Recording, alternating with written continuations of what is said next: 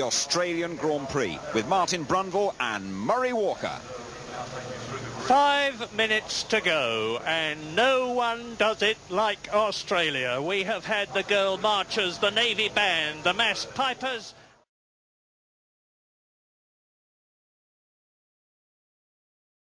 The weekend's work is done. There's nothing more you can do now. You remember that $1 million of investment is resting on your right foot just for this one motor 21 race. Cars down there, and when the last light goes on, they will all go out, and it is go. It's go now for Australia 97, and Heinz Harold Frentzen gets ahead of Jacques Villeneuve. There is a surprise. Frentzen takes the lead, and Eddie Irvine goes across, and out goes one of the Salvers. It must have been Johnny Herbert. There was a coming together, but it is Johnny Herbert and Villeneuve. And there is Eddie Irvine. This is a replay of the Ferrari of Eddie. You can see him looking at the front wheel, and you can see that it is towed in. You can see that the tyre is running not flat, but deflated. Eddie locks it up and goes off the course. So out at Brixworth in, and another retirement. It's Ralf Schumacher. My goodness, they're going out like flies at the beginning of the Australian Grand Prix. Ralf Schumacher out. Can't see what the problem is. He's 2.5 seconds ahead of Ruben Barrichello's Stewart. And that is Fisichella spinning out. Fisichella trying to get past Barrichello, and all he does is drive himself out of the race. Giancarlo Fisichella, and on goes the McLaren of Mika Häkkinen. Here's a replay. Well, he's got out of shape before he's ever arrived. He's panicked. He's decided he's going to have a go, and it actually wasn't quite ready.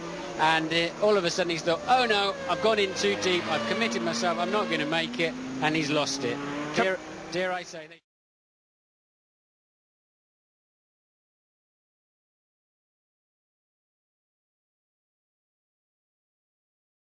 Getting in front of Coulthard. There's more time lost on your out and in lap. Off goes Nakano. That was Nakano being pressured. I'll move over and let you pass, Michael, but you don't have to move over as much as that, Shinji. For him. And here is a replay of Shinji Nakano going off in the Prost. He was in 13th place, battling against Jarno Trulli in 12th position. That's an excellent drive, because the young Italian, the ex-multiple world kart champion, is in his first Grand Prix after only 2 seasons in single-seaters. He's a man of the future to watch with a vengeance, and he's running in 12th position. Late 31s and early 32s, so it's very strange. I think it's difficult for Heinz. First time he's led a Grand Prix. How hard do you push? How do you pace yourself? And he was getting it wrong, and he lost most of that stint to take advantage. I think the team may have spoken to him, or he suddenly realised for himself. Pit lane time information. Davidson, who has made 1 stop, and Alesi, who hasn't made any, is looking good. Alesi knows. And there we are. There is the... Now, if Alesi has run out of petrol, I could use an Anglo expression, incidentally, on his 38th lap. And he's coming up, I think, to Shinji Nakano and Trulli, Jarno Trulli.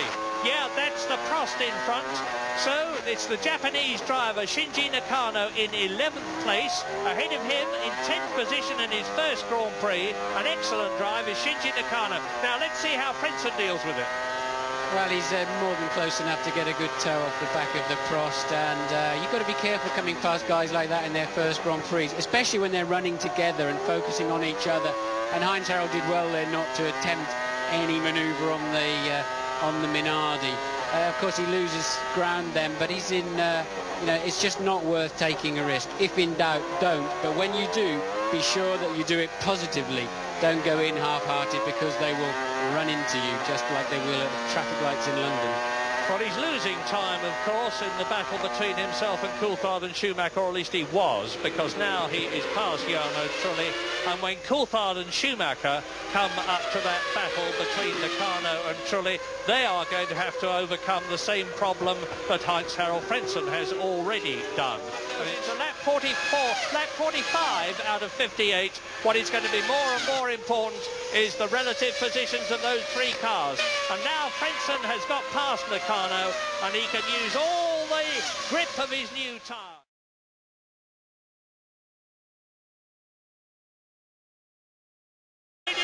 Brilliant success.